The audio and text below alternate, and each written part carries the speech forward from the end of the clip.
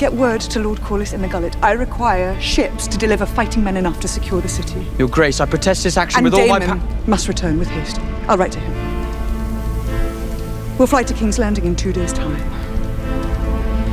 And take the city.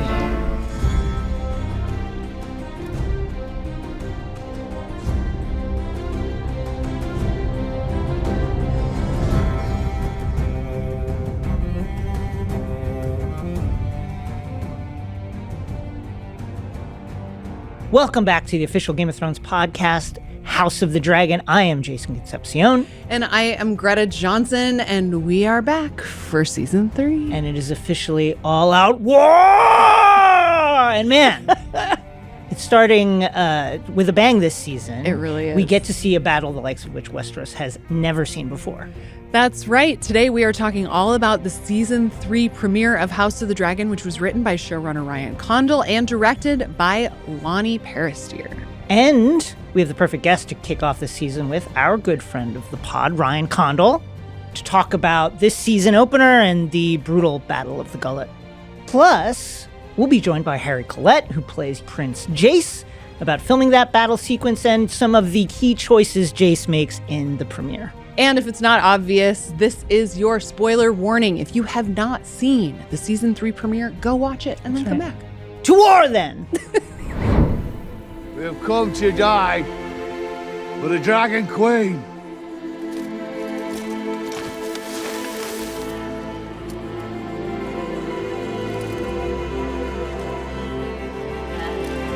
Very good.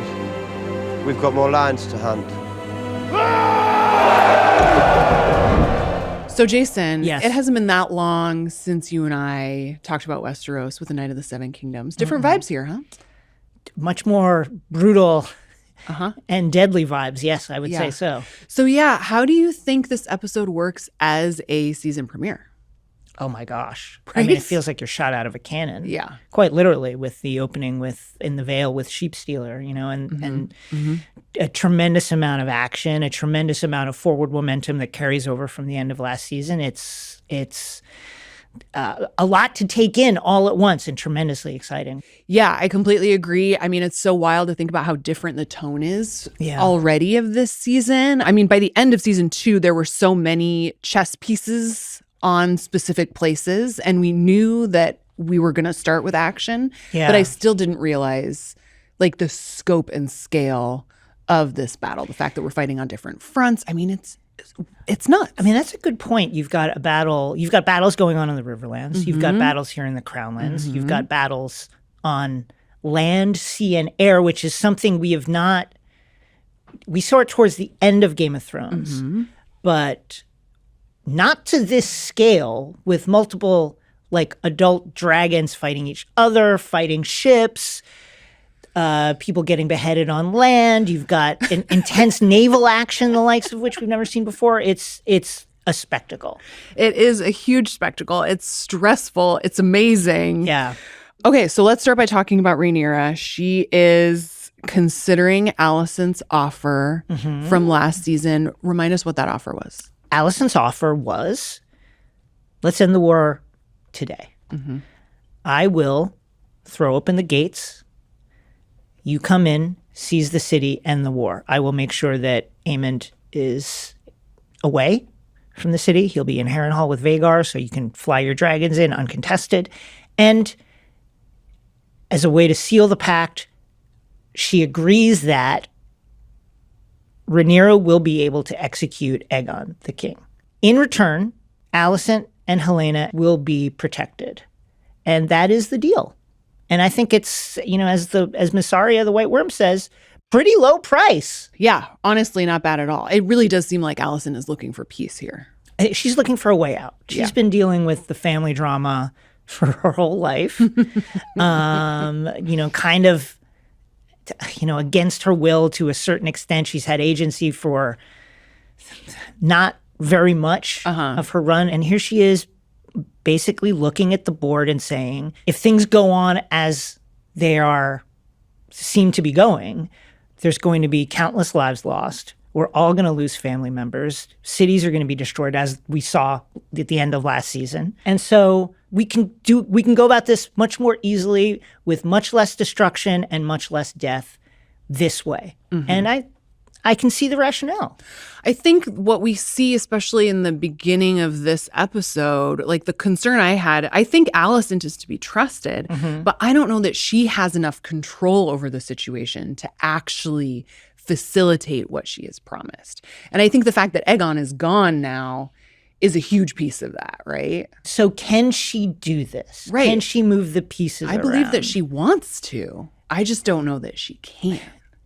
Yeah, I mean, Alicent, when she gets back, it's like, where have you been? Just walking What are you around. talking about?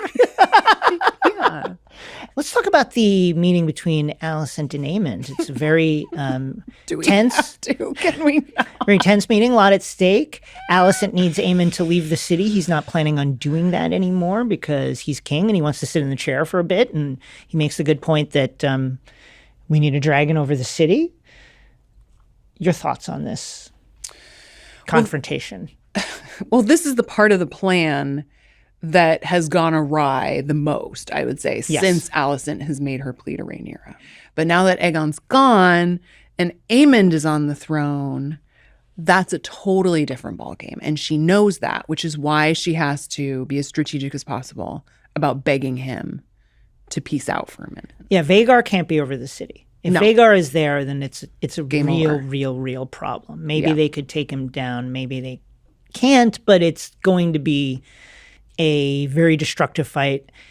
And so it's better that he's gone. And of course, Aemond is like, well, I'm the king now, and I'm not leaving. Let's listen to a clip from that conversation. If you stay here and wait for Rhaenyra and her dragons to come, this one is certain.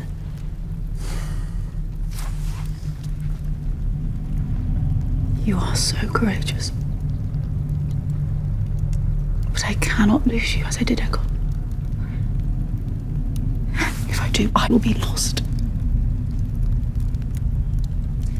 Heed me, Aemond, please.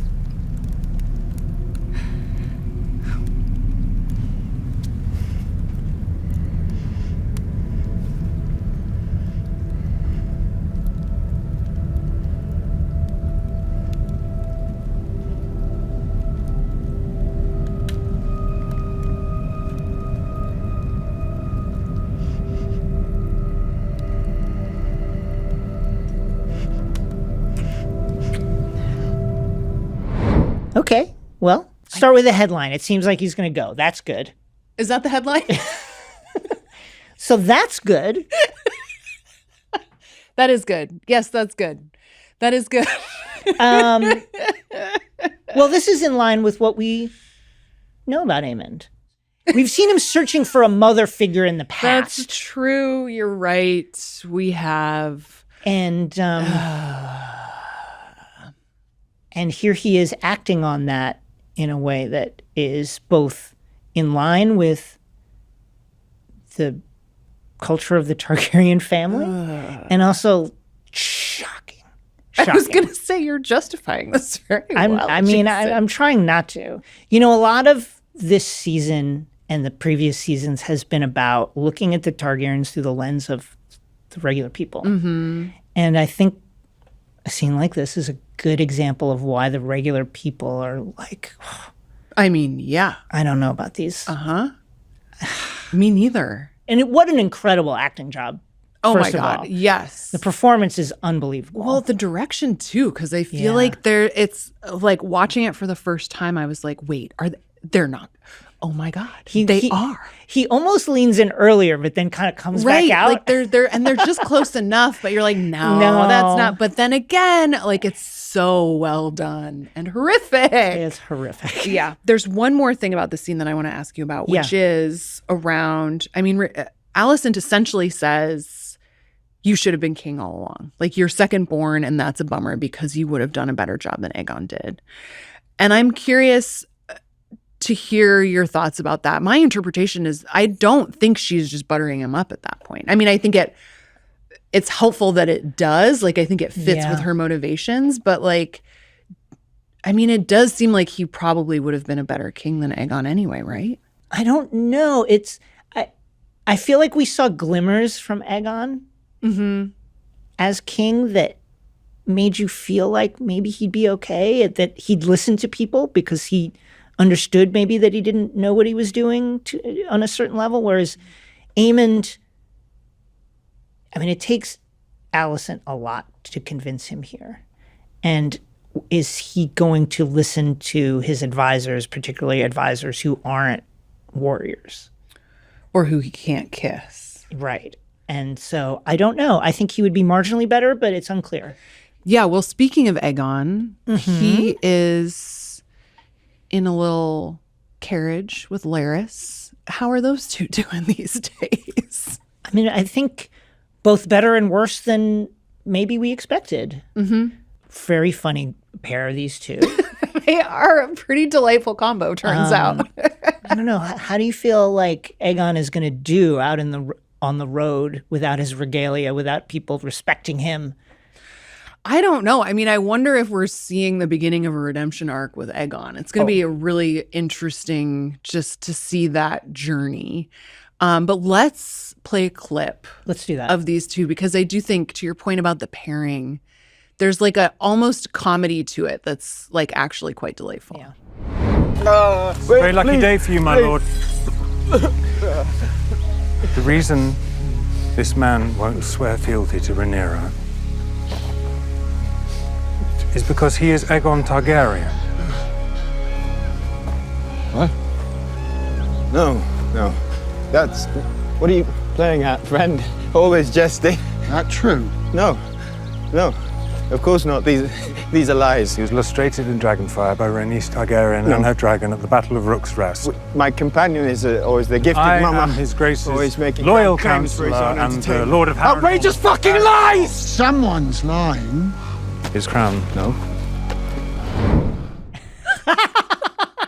I got the crown. I What got are you the gonna crown. What are you going to say? He's like, watch this. Pull the hood back. Take a look at the hair. What's left of the hair?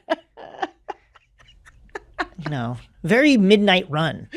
Can you remind us where these two are geographically? Just because I feel like we need a sense of the map in this episode. Right. They are heading to Braavos, where Larys has some money laid by with the Iron Bank.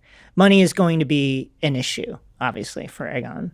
And both of them are kind of cut loose from any support system. So they're not going to be able to do much without cash. Although that seems like it's not going to be a problem anymore. Yeah, that is a good point. So what do you make of this plan? I mean, like, I was pretty surprised for Larys to just out Aegon like this. I mean, I think it was...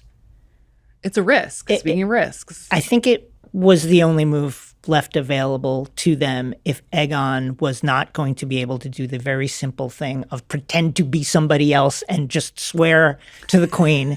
And that's true. He could have just done that. Just swear to the queen. Nobody's going to know it's you. Right. No, this will all be forgotten in 5 minutes' time. He couldn't do it because of his own, regal inclinations and the deep well of anger that he holds towards her. I get it. But at that point, what are you going to do? You know, they were going to kill him right there. What do you think of the pairing between Aegon and Larys? Like, I mean, I find this scene funny partly because it's like the smallest bit of comedic relief that we're getting in this very intense episode. But like, I don't know, would you call them friends at this point? I mean, they're allies of convenience. Yeah. They need each other. Again, Aegon is not, I think he would last 5 minutes in the woods without anybody. 1,000%. And Larys having some sort of bargaining chip, even though he lacks any control of it in Aegon, I think is interesting. And Larys is quite clearly one of the most resourceful characters we've ever seen. It's a wonderful two-hander that, that's just like, I'm very hopeful this was one of the great two-handers in the kind of history of Game of Thrones, the universe. For like sure. A show that has really leaned on these kind of pairings over time. Yeah, I'm looking forward to that too. Okay, let's talk about the Riverlands because, as promised, at the end of last season, we're in it. That's War is happening, has happened. Daemon is there. It seems like he's won a nice victory over the Lannisters. Good blood splatter on the face. Lots of blood spatter. I can't believe the Lannisters actually take lions into battle. That's neither here nor there, but very sad. Daemon's plan, remember from last season, was he'd been sent there to rally the River Lords to his cause. And it was, there was a lot of drama involved in that. He was going through it at Harrenhal, where Alice was giving him, or he was experiencing all these crazy visions, remember, including a vision of Daenerys hatching the dragons far off in the future and the White Walkers far beyond the north. So he's seen things that happen in hundreds of years from now. And he does manage to win the River Lords to him. And here they are marching around and seem to be doing pretty well. That does mark the entrance into the story of a really interesting element from the north. These are the winter wolves from the north. So it's winter right now. But obviously winter is much more intense in the north. And in the north, when winter falls, they send all the kind of like older warriors, third and fourth sons, away to go do war elsewhere in the kingdom because they can't feed them, and so go and fend for yourself. So these are who these are. These are these older warriors who nobody wants to, there's not enough food to feed them, not enough fuel to keep them warm up there in the north, so why not go and make war down in the south? And that's what they're doing. Well, and I love how they put it. They didn't say we've come to fight for the Dragon Queen. They said we've come to die for the Dragon Queen. I mean, they know that this is a one-way ticket. Yeah. And that is the culture of the north. Badass, man. So it kind of seems like part of this episode is everybody's waiting on Aemond. I mean, yeah, he's supposed to come to Cole's aid, right, over in Harrenhal. They're waiting to take Harrenhal from Daemon's forces and hopefully lure him out and take him off the board. I think the Greens see Daemon, and rightfully so, as Rhaenyra's core strength, and that all her other dragon riders, like the dragon seeds, are either untested or Daemon's the one who's been fighting. So we've hopefully Aemond will go there and can best him. It's a big deal.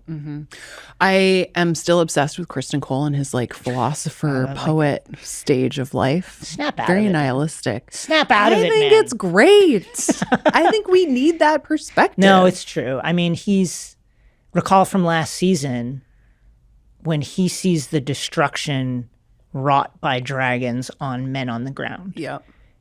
He just thinks, None of this matters. What are we supposed to do? How am I supposed to fight this? What can we do? And to your point, he, I think, feels that he's marching into certain death at some point, whether it's today or tomorrow or next week.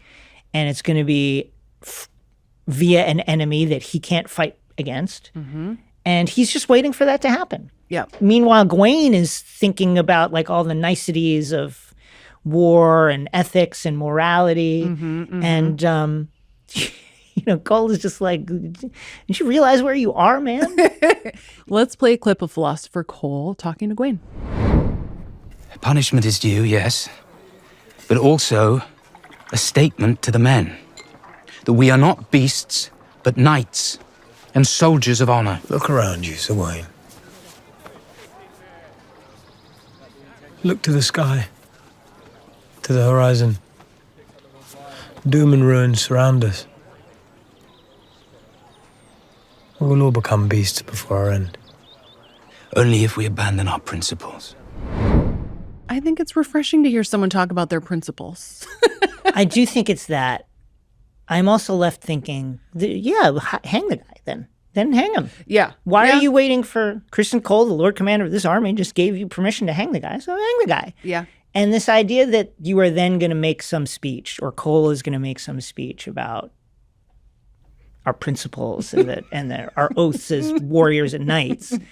I think the hanging would make that lesson quite plain in a way that probably the men would understand better than the speech. And so just, Gawain, what are you waiting for? Just hang the guy. Why hasn't Kristen Cole just pieced out into the woods? Where's he going to go? Sure, I suppose you're right. Yeah, so he can just hang in the tent and paint and whatever, and then that's fine. Well, I think he's from Dorne, and he's a different sort of person than Gawain and from many of the people who inhabit the strata that he has been in. That's true. Yeah, he's always been kind of an outcast. He's from a more hard scrabble beginning. And so for him, this is what he knows, is fighting and war, and this is it. And I think it's his inability his understanding that the war is going to turn on dragons, not that anything that he does, that has him feeling like this. I wonder how effective that makes him as a leader, though. Because 0%. Yeah, not effective at all. Just in the sense that, if my general is pretty sure we're all going to die and kind of is resigned to it. Yeah, not the best. And doesn't care that much about it. I feel like I'd be looking for somebody with a more sunny kind of outlook. And be like, we can make it, guys. You know who else is waiting for Vhagar to show up? Hua. Our bastard buddies. Our bastard buddies, the dragon seed. Hua stands for Hugh, Ulf, Adam. Ulf and Adam. Hugh has the big dragon, Vermithor. Ulf has Silverwing, beautifully named. And of course, Adam is on Sea Smoke, just kind of chilling. Our little dragon seed. Out in the suburbs of Harrenhal. Those dudes, man. I just like the dragon seeds. Yes. One of the big themes to me of this episode is just these untested, like, you can't just put people on dragons. I think Jace cooked with that. Jace had the right of that. Now, Jace was, there was a selfishness to it in the sense that Jace was saying, hey, isn't our whole family's thing that we're the only ones who can do this? And if you then start allowing these other figures to come in, doesn't it dilute our right to power in the eyes of the people? Doesn't it make us less than these kind of neo-gods that people think we are? And I think spending 5 minutes with the dragon seeds would disabuse you of any notion that people need to be special in any kind of way to ride the dragons. Yeah, no, for sure. Especially in this scene, right? I mean, they're really just like hanging out. I think Adam and Hugh are both responsible, which is good. But I still just feel like the three of them together, unsupervised, troubles me. Okay, so we have an interview with Ryan Condal coming up. We're going to get into the battle with him. Yes.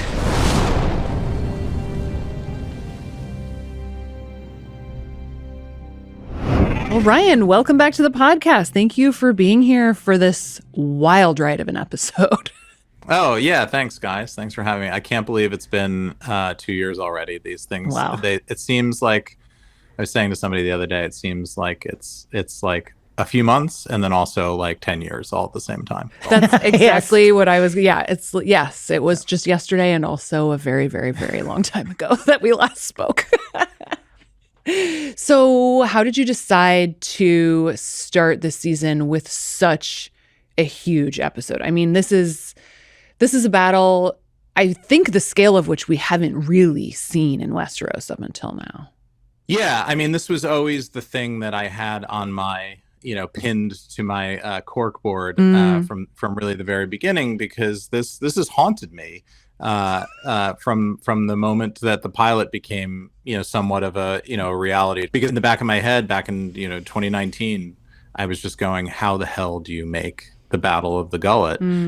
Because it's such a seismic event in this piece of the history. And like, look, it's incredible spectacle. Very exciting for a lot of different reasons, but it's also this major turning point in the war, both on the grand scale, because Rhaenyra kind of loses her navy as a result, but also, in a personal level, she obviously loses her son and her heir. And it just felt like, Game of Thrones kind of set this almost unique to it rhythm of the big thing happens at the end or at the penultimate episode right before the end. And usually the opener for them was the new setting of the tables. Time has moved forward a little bit. People are in slightly new places. You're catching up, reminding everybody where they are. And we said, hey, it's been 2 seasons of that. Wouldn't it be fun to just come out of the gate and just break all the toys. But it just felt fun to just sort of break the rhythm of our own show, the story rhythm that we have, and just come out of the gate with a big bang. And then what are they going to do? What are they going to do next? Yeah. And I think it sets the season off in a really interesting way that just keeps people on, hopefully on their back foot, in a good way. Yes. This battle is so massive, and it takes place on land, air, and sea. Where do you even start when you are planning out something like this? Yeah, I mean, that was really the trick, was how are we going to do this? And obviously you can't, even with something as huge as this, you critically need POVs in it. So it became a question of, well, who do we have that's there that we already know and that we follow? And thankfully, the story, the drama that we had set up so far gave us Corliss and Alan and Thailand and Shirako, and this nice kind of, you have the POVs into each of the command ships, and there's this nice kind of existing conflict between the XO and the captain. I mean, we did talk about this a lot as a submarine movie. I mean, for me, it was getting to do Wrath of Khan, but doing it for medieval sea battle, and the chase into the nebula was the chase into the into the canyon. Oh, that's so interesting. But the fun of this is that, Khan and Kirk never got to meet, and you get because it's medieval warfare, and there are no real ranged weapons other than the dragons. The way you settle these individual battles within the greater war is with ship to ship fighting. You have to smash the boats into each other. That's right. The Reliant crashed into the Enterprise, and then, like an insane blood-slathered pirate, Shirako, who's our Khan, got to charge onto the deck of the Enterprise. So it was really exciting. So we sort of started there, which is who are POVs, and really it became this thing needs to be grand, and how did they do that, and the spectacle of it. But we always have to, other than going to God POV intermittently, just to give you orientation on where are we, because the theaters of battles are a little different depending on where we are in the fight. It was very much then it's Jace and it's Bela and it's Reyna and the dragons, and then you have the Queen Who Never Was with Corliss and Alan, and then you have the Bitch Fist with Shirako and Thailand, and that to us all felt okay. You can really craft this really intricately woven story out of that. So that's where it all started, and that's what helped us to get our arms around it and figure out, okay, this is how we're going to produce the thing. I love the evolution of Shirako from the end of last season to this season, because when we meet the Admiral, it's very jolly, very yo-ho-ho and a bottle of rum, but as soon as the opportunity to bleed her rival presents itself, she becomes a much darker, much more fearsome foe. Talk about that a little bit, because she really unveils a ruthlessness that I think her earlier demeanor did not hint at. Yes. She's a bit cannibalism coded, as the kids would say. Yeah. This went back to, even, obviously we were setting this up last season we knew, and that's why we spent all that time with her, because we wanted you to get to know her a little bit, or at least think you knew her before we were going to tell the story in the battle and then kill her off. So we wanted to feel like we had some footing as to who this person was. But we really went back to we went to the books, and we went to the Sea Snake's long history of fighting in the Stepstones against the Triarchy, and it just felt like this is great. There's this long kind of blood rivalry that we've seen. We've heard a lot about over the course of the 3 seasons of the show, and we saw a little bit into in that conflict in season 1.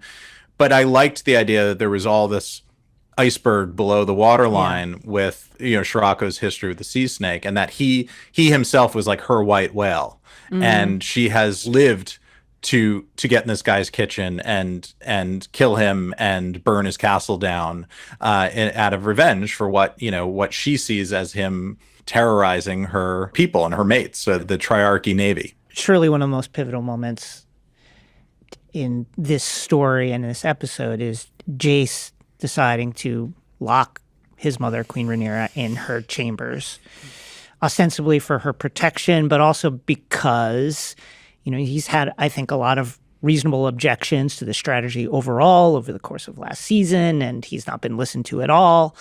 Talk us through his mindset when he decides to take an action that, Baela says this is treason. The impulsiveness of youth. Yeah. Everybody has to remember, Jace is, 16, 17 years old. He's a kid. And kids in this world are adults basically the minute they can pick up an adult sword. So sometimes as young as 12.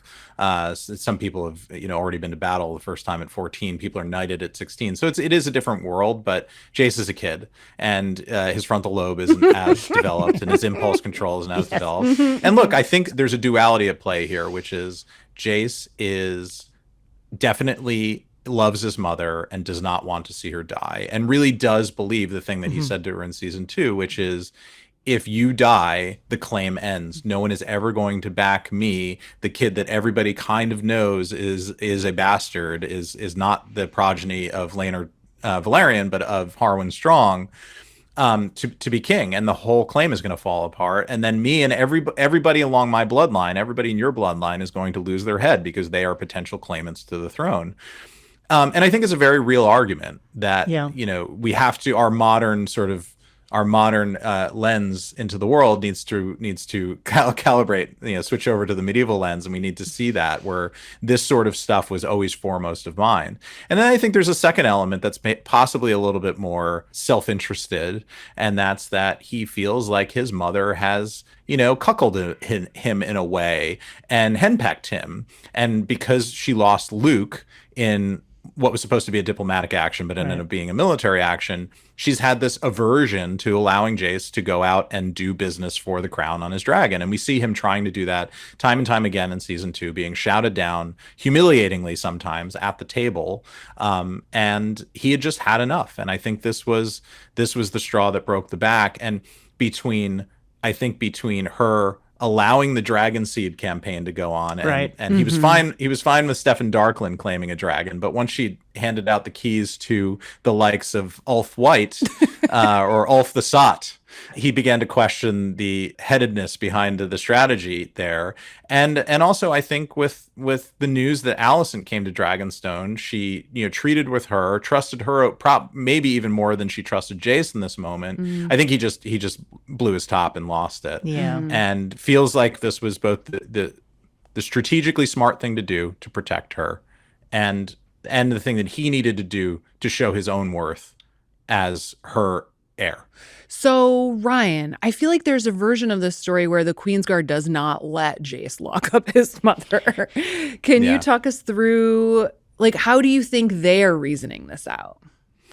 Yeah, I mean, we debated this a lot, and what are actually what is actually their charge, and that's why we had Jace make that case to him. And we know that Sir Laurent can't raise arms against Jace because he's a member of the royal family. So in a way, just like we saw in the Night of the Seven Kingdoms, sometimes you can sort of crash the operating system of the Kingsguard or Queensguard by putting their own oath into play. And it was sort of challenging him, what are you going to do? Are you going to physically restrain me, or are you going to you're going to protect the Queen? Right. And I think on some level, Sir Laurent is giving over into this kind of possibly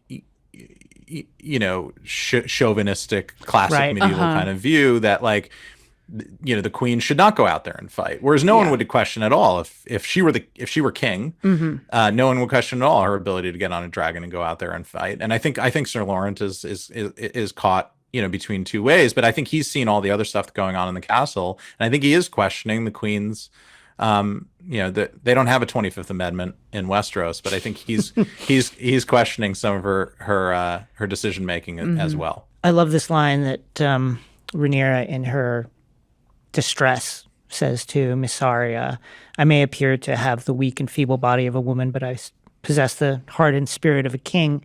I think Queen Elizabeth said something very similar to this also. Tell us about that line.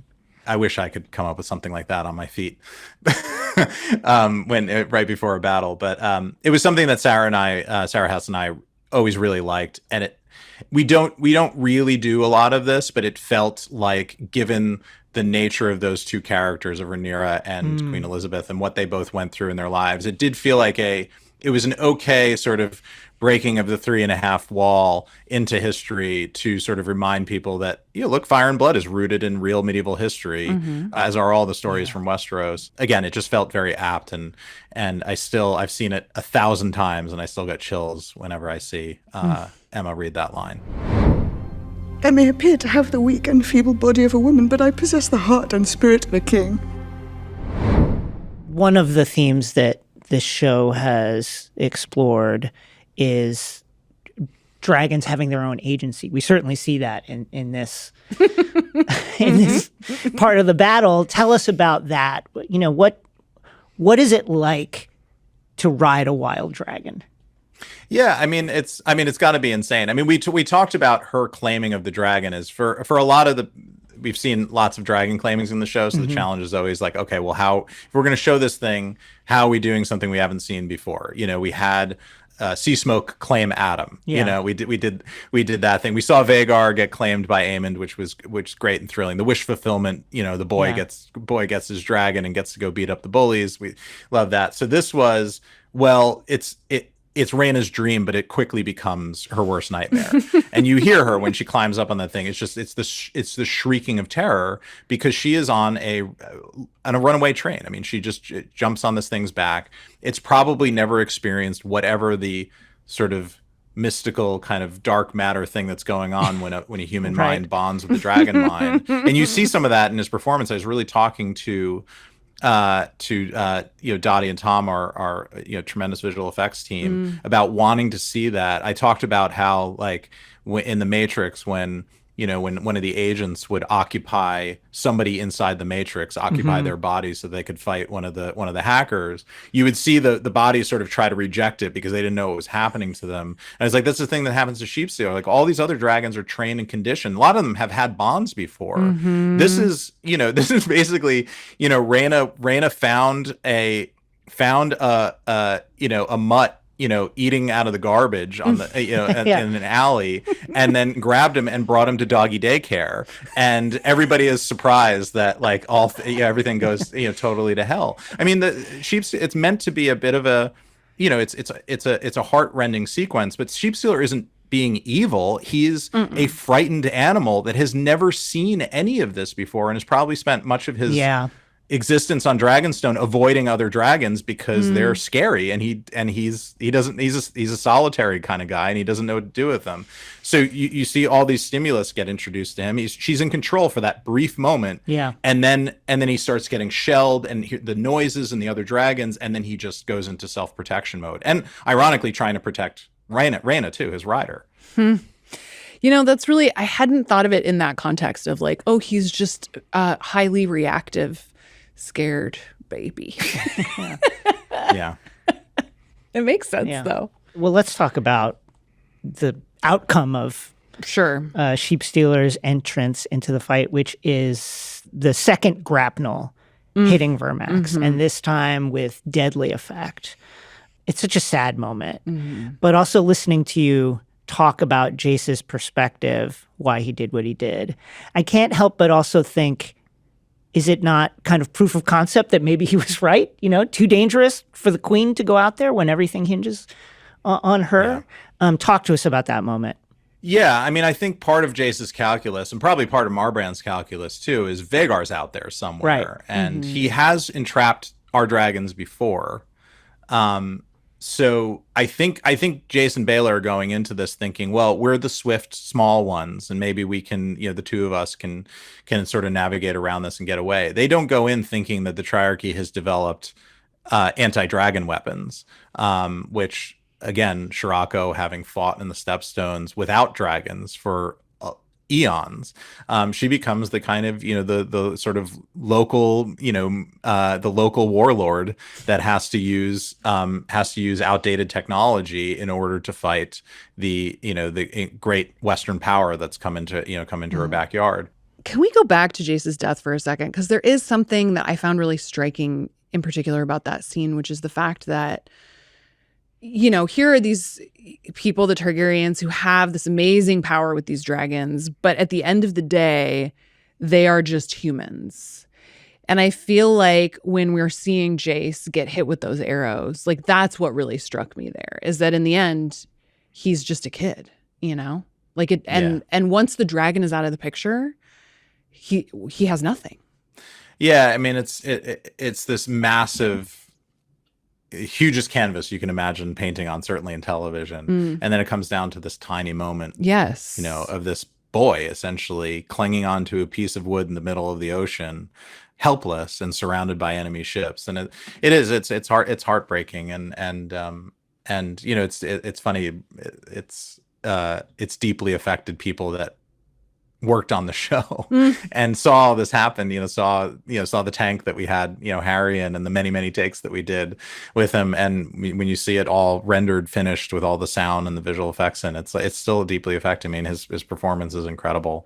It's a huge loss. And I think going back to the beginning of like why the Gullet, I just think there is a Rhaenyra when Jace is alive, and then there's the Rhaenyra after Jace dies. And I just think that for sure we've turned a page here and there is no coming back.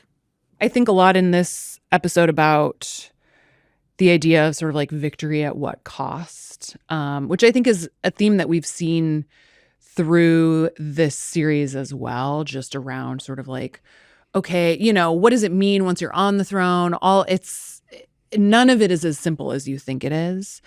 And I'm just curious what other themes you've opened up with this episode and that you're looking forward to exploring through the subsequent episodes of the season as well. Yeah, I think that's a big one, is at what cost. And you'll see that play out big time this season as everybody kind of pursues either their individual goal to get on the throne or the goal of putting the person that they are supporting on the throne. And seeing people struggle, even people that you wouldn't think have struggles or compunctions about that cost, seeing people be brought up to the brink and having to reckon with that, and seeing how they react. That is definitely a big theme of the show. Big theme of the show for on Rhaenyra's side, I would say, is that for her, this war has largely become about a struggle for legitimacy and to be seen as legitimate. And we saw her as the challenger, of course, back in Dragonstone, just trying to get her own council to take her seriously. But as a result of this episode and then the war, it really the subsequent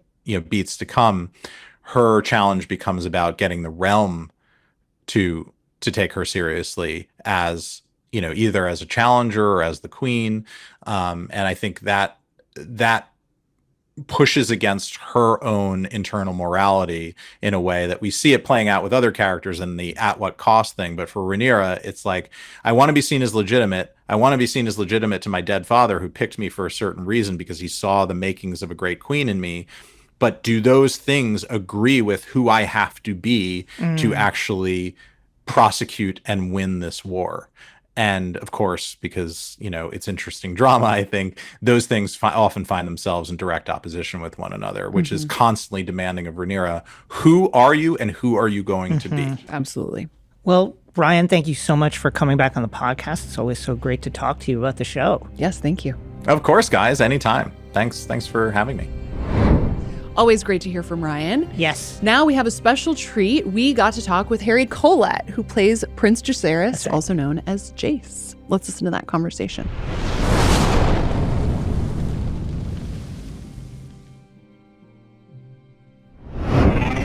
Well, Harry, we're so excited to talk to you all about Jace and this phenomenal premiere. Welcome to the show. Thank you for having me. So obviously this is a tragic episode for Jace, but let's start with something that I think Greta and I are really going to miss, which is some of the wardrobe. We're big fans of the wardrobe on this show, and Jace had some of the best stuff. Is there anything that you are going to miss donning for the role? Probably my sword, but I got to keep that. Oh, wow. Did you really? Yeah, literally, not even, I was giving it before the season. I was like, guys, can I keep my sword? And then they were like, I don't know, because you can't really just make another one for you to take home. And I was like, okay, no worries. And when I wrapped, I got my sword, and it's the proper metal one as well. Obviously it's all blunt, but it's it looks very, very strange. Obviously I live on a main road at home, so when I got out the car, at the end of that day, I was getting out with a massive sword, and it probably looked very concerning. So, I mean, I don't know if I'll miss the clothing layers. There was quite a lot of layers, and when it was hot, it got really hot. But it looked good, and that's all that matters. Dude, those capes were so perfect. Like, Yeah. you rocked the hell out of those capes. I wanted to talk to you about Jace's ambitions, because obviously he takes some pretty drastic decisions in this episode. He's an impulsive youth, but also the heir to the throne, and he's dealing with a lot through the lens of his mom being queen. But what is he, in that moment when he's making these decisions, what is it that he wants for himself? He wants to be sitting on that throne. I think with Jace, it's sort of like, you know, he's ultimately always going to have in his head that he's a bastard. And I feel like the fact that he has a dragon and the fact that he's heir to the Iron Throne is sort of like, it's making him, you know, aware that he doesn't really care about being a bastard. So it's more of the fact of like, this is the only thing that's like keeping me from like crashing out. Do you know what I mean? Yes. He is thinking about his future. I think he does actually care about, you know, the future of, you know, the family and everything like that. I don't think he is fully thinking about himself the whole time. I actually think he thinks more of other people while he's taking these actions, you know. I feel like that's why Jace would have been such a good king, you know. Let's talk about those arrows. What was it like to film that battle scene? It was very, very weird, actually. Like Lonnie, the director on this episode, amazing guy, amazing director. Yeah, it was like a lot of the time in the water tank. But to act dead is probably the hardest acting I've ever done in my life, especially in that water, because I feel like everything I did this season was so loud. Like, there was wind machines, there was wave machines, like, and then Lonnie would just be either screaming his head off or on a megaphone shouting notes. So when I was in the indoor tank, when we filmed that, you know, that last sort of arrow going in and me sort of, you know, floating, I guess, on the water, the waves, and this was like multiple guys like pushing barrels onto the water like that. The waves would like come and obviously hit my eyes and everything, and like water would go up my nose, so I'd cough, and then you just got Lonnie going, "Act more dead, act more dead," and I'm like, but I can't. But no, he was so great. He was like, but even before the episode, we had multiple meetings of what Jace would be feeling like in that moment and like at every single split moment. And that helped me so much when it come to filming, because like, it's so hard sort of, you know, you can look shocked and you can look angry and upset, but like, it's such a out there situation that he's being put in. And if you feel that inside, it will really come out in your emotions too. But overall, it was just really fun. I got to do just like loads of stunts and everything like that. So it was cool. But that was the hardest thing, trying to, because obviously I get shot and I keep my eyes open. I don't know. I should have done it like this and then kept my eyes closed, but I kept my eyes open. So it made my job 10 times harder. What was it like on set that day doing that? You know, I assume that everybody understood that your character was going to die in this scene. Yeah. What was the atmosphere like? Until my very last day, it was, you know, it was like everyone's like, "Oh my God," like coming up to you going, "Oh my God, I can't believe it." I mean, I knew like way before, you know, so it was like, it wasn't a shock to me. It's not like I was at the read through going, "What?" No, you know. I was shocked of how well it was, like, not shocked of how well our writers are, obviously, but like how shocked of how impactful it was even on a piece of paper. And that's what I wanted. You kind of, if you're going to die, you want people to care about your death, don't you? Like, it's like you don't want it to just be like, yes, he's died, or even the worst where they're like, "Oh, I forgot he died." Do you know what I mean? So it's like, you want it to be, who again? You want it to be impactful. Like, and these are the things people remember, like even from like the Red Wedding in like Game of Thrones and like things like that. So it's like, even though that was so early on, people remember that, and it's so important. But the last day, like, I was filming just with Bethany that day, and people came. You know, Emma came from like a different studio. Matt came. You know, and it was so nice, and it was like people were sort of just like all clapping and stuff, and it was And I mean, Emma, you know, bless them, they got emotional, but I was like so full on adrenaline.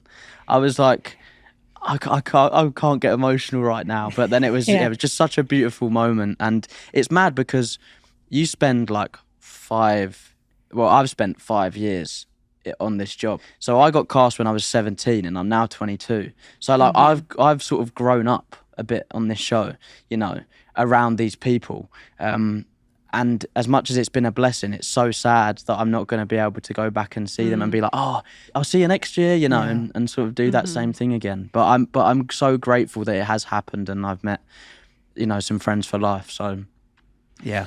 So you mentioned it's been 5 years since you first started playing Jace. Yeah. How do you think this role how do you think you've learned from that, just like as a person who also was 17 and now is 22? I've learned so many in real life things, but I've also learned things, you know, to do with my career.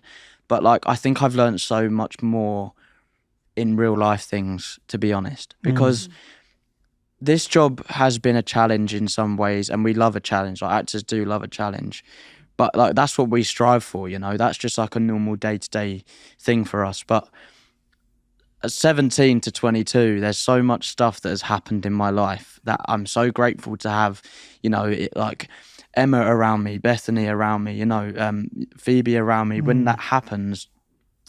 And it's like, it's just a blessing, because you're away from home for quite a bit, especially when you're on location and everything. And when these things happen, it's like, as much as you, because I still live with my parents now, and like I will go home and tell them everything.